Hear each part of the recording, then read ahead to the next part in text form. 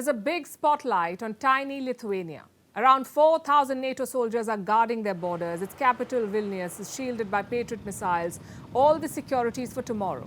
That's when NATO leaders will convene for their annual summit. It's unlike any summit before.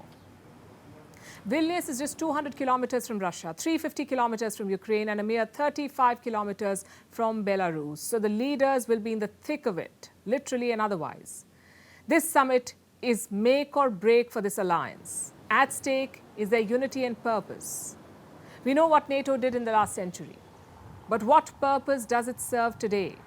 Russia's invasion of Ukraine seemed to answer that question for a while. It gave NATO some much-needed relevance. But 500 days on, that momentum is gone.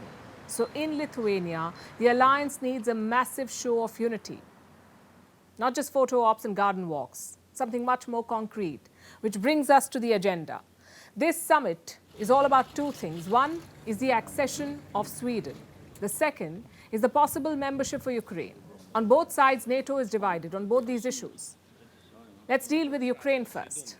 The Baltic members are clear about their position. They say include Ukraine as fast as possible. Turkey is also on board. Last week, President Erdogan said Kiev deserves NATO membership. Listen to this. Ukraine deserves NATO membership. I would like to re-emphasize the point that I have always defended persistently. A fair peace creates no losers.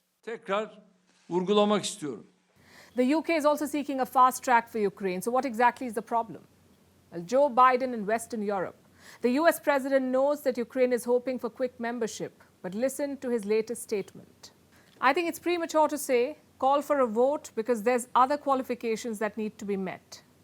In other words, no membership for Ukraine.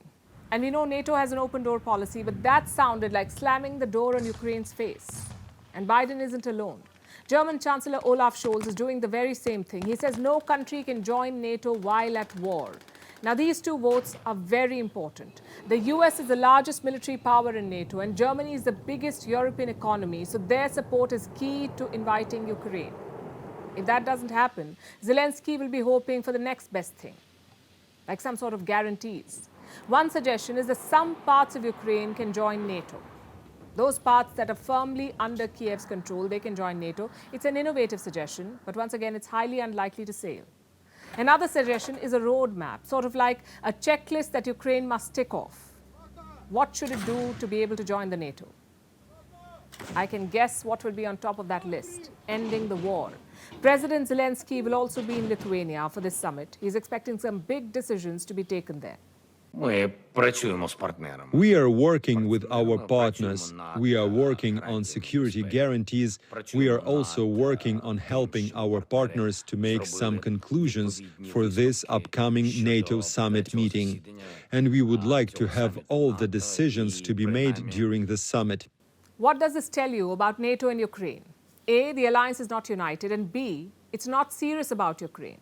Just look at what Joe Biden is doing for Sweden. They applied for NATO membership last year. Biden is bending over backwards to get them included. In Sweden's case, the roles are reversed. Turkiye and Hungary are blocking the membership. And what is Joe Biden doing? On Sunday, he spoke to President Erdogan. He also dangled the sale of the F-16 fighter jets to Turkey. And did it work? Well, Erdogan says he's ready to back Sweden, but he has a condition.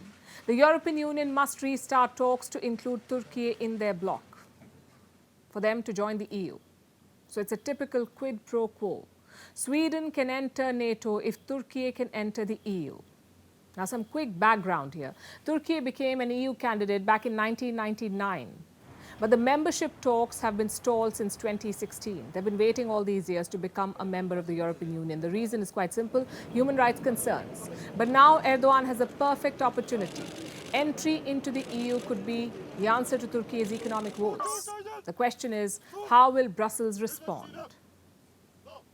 We should get some idea at the NATO summit tomorrow. First, come and open the way for Turkey at the European Union. And then we will open the way for Sweden, just as we did for Finland.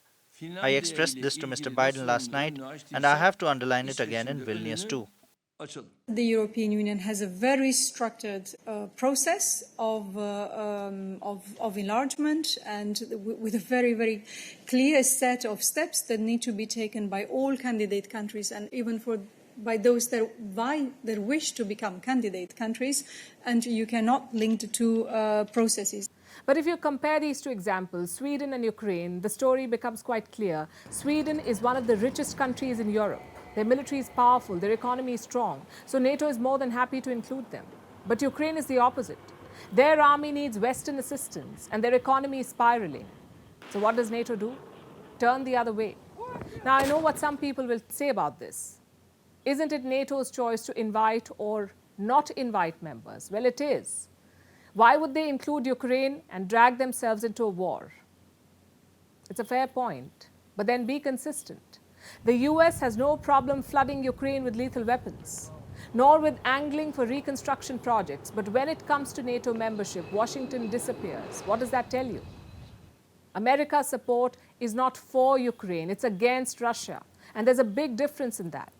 Chances are tomorrow's summit will expose that difference.